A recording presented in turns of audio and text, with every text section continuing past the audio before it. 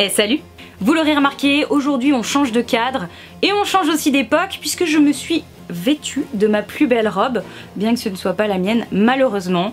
Il se trouve que j'ai eu la chance de rencontrer les autrices de la saga dont je vous parle énormément sur Instagram notamment, Princesse Sarah, cette série de BD qui m'a absolument émerveillée et qui a été réalisée par Audrey Alouette, Nora Moretti et Marina Duclos. Du coup, à l'occasion de la sortie du 10e tome La Guerre des Automates, les éditions Soleil vous proposent de gagner une robe faite sur mesure, un petit peu comme celle que je porte aujourd'hui.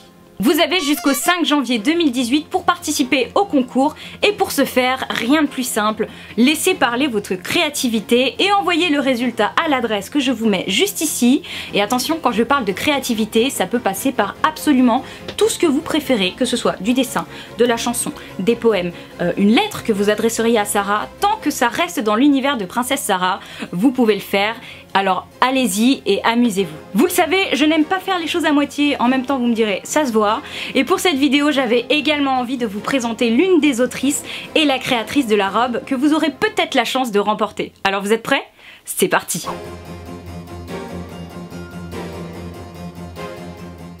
Eh salut! Vous pouvez le constater, je suis en compagnie de Audrey Alouette, qui est l'une des autrices de la saga du coup. Donc Audrey, est-ce que tu peux nous parler très rapidement de Princesse Sarah? Tu vas faire la booktubeuse, j'ai envie que tu nous fasses un petit résumé et ensuite que tu nous expliques les points importants qui sont pour toi la clé de cette série. On connaît tous l'histoire de Princesse Sarah, cette pauvre orpheline qui perd sa fortune et finit par la retrouver après 1000 mésaventures.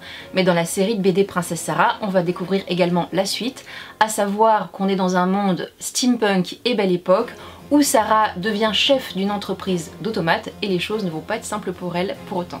Alors toi tu es l'autrice, oui. Donc c'est toi qui fais le texte de Princesse Sarah. Exactement. Et comment est-ce que ça se passe avec tes collègues autrices? Alors, travailler avec Nora Moretti qui est la dessinatrice, c'est un vrai bonheur. D'abord, on discute beaucoup toutes les deux avant en mettant au point le synopsis, c'est-à-dire que je lui envoie le synopsis, elle me renvoie ses remarques, et comme ça on peut faire plusieurs allers-retours. Ça m'arrive de mettre des fois 4, 5, 6 synopsis à la poubelle, c'est d'ailleurs arrivé pour le tome 10. Ah ouais? Oui, ça a été une vraie galère. Mais on voulait vraiment, comment dire, on voulait vraiment donner notre maximum. Ensuite, j'écris le scénario, page après page, hein, j'envoie à peu près 4-5 pages à Nora à chaque fois, et Nora va commencer les storyboards. Après, Nora va me renvoyer les storyboards, je vais faire quelques remarques dessus, et quand on s'est mise d'accord, elle va faire le crayonné. Quand le crayonné est terminé, Nora ne fait pas d'ancrage, on fait partir les crayonnés à Marina Duclos qui est la coloriste, et Marina va apposer les couleurs. Ensuite, il n'y a plus qu'à faire le lettrage, le PDF et voilà. Ouais, un sacré boulot quoi. Donc finalement, la BD, hein, c'est pas non plus de la sous-littérature, hein, on est d'accord? Ah non, je crois pas. Oui, oui, on est d'accord. Si tu avais un conseil à donner aux futurs participants du concours, qu'est-ce que ce serait? Qu'est-ce que tu as envie de leur dire pour les lancer? Honnêtement, lâchez-vous.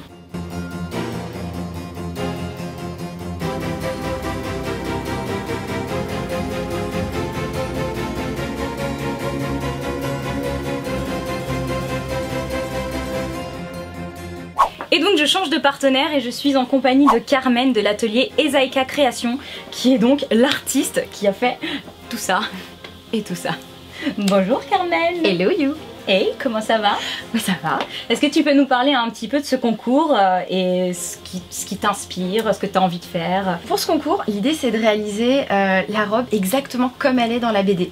Puisqu'en fait, cette robe elle a été composée à 4 paires de mains, avec Audrey, avec Nora et aussi Marina pour tout ce qui est couleur, parce que dans le costume ça compte énormément. Donc on a beaucoup réfléchi pour voilà, trouver la plus belle robe qu'on pourrait mettre à Sarah pour cette occasion. Est-ce que tu as hâte de faire cette robe? Parce que je sais que c'est ton métier, t'en fais plein, mais il me semble que t'es une grosse fan de Princesse Sarah toi aussi, du coup... Ah bah oui, moi ça fait quelques années déjà que je suis la série, effectivement le fait de participer à ce projet là c'est super excitant, et puis là je la visualise déjà, j'imagine déjà la forme du bustier, les perles pour les manches, le tulle pour la jupe de la crinoline, enfin voilà, ça me démange les aiguilles, les ciseaux, donc ça va être bien. T'as intérêt à m'envoyer des photos hein. Plein, je t'enverrai plein de petits indices. Sinon je vais être dégoûtée.